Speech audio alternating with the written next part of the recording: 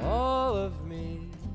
Une bague ornée d'un diamant d'une rare pureté, un magnifique collier provenant de la maison Elizabeth Taylor ou encore une superbe montre-bracelet fabriquée par les commandos de marine italiens.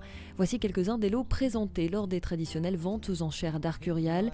La maison a réservé à Monaco ses plus belles collections d'horlogerie et de joaillerie, des pièces soigneusement sélectionnées.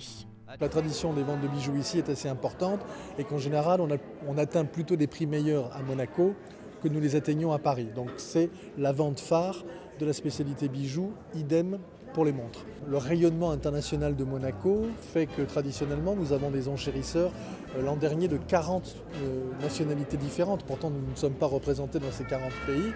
Mais le fait que nous vendions à Monaco donne une exposition encore supérieure. On a par exemple presque 1000 bijoux et montres, mais on a refusé au moins 500 pièces qu'on ne voulait pas voir figurer ici parce qu'on considérait qu'elles n'étaient pas suffisamment importantes. Donc c'est très sélectif.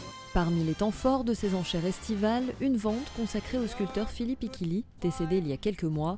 14 de ses œuvres provenant d'une collection privée ont d'ailleurs été exposées pendant plusieurs jours à l'hôtel Hermitage. Lorsqu'il y a un thème, une spécialité, une collection un peu pointue et un peu particulière, on peut juger qu'effectivement en principauté ce sera le bon contexte.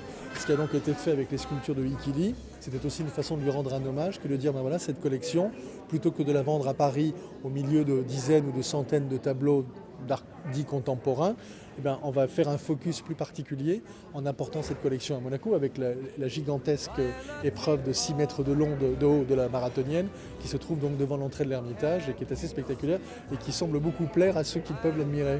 Parmi les pièces maîtresses de ces ventes aux enchères, ce magnifique collier qui s'est envolé à 45 000 €. La collection de sacs Hermès Vintage a également remporté un franc succès, des achats souvent liés à des coups de cœur. Oh, why not take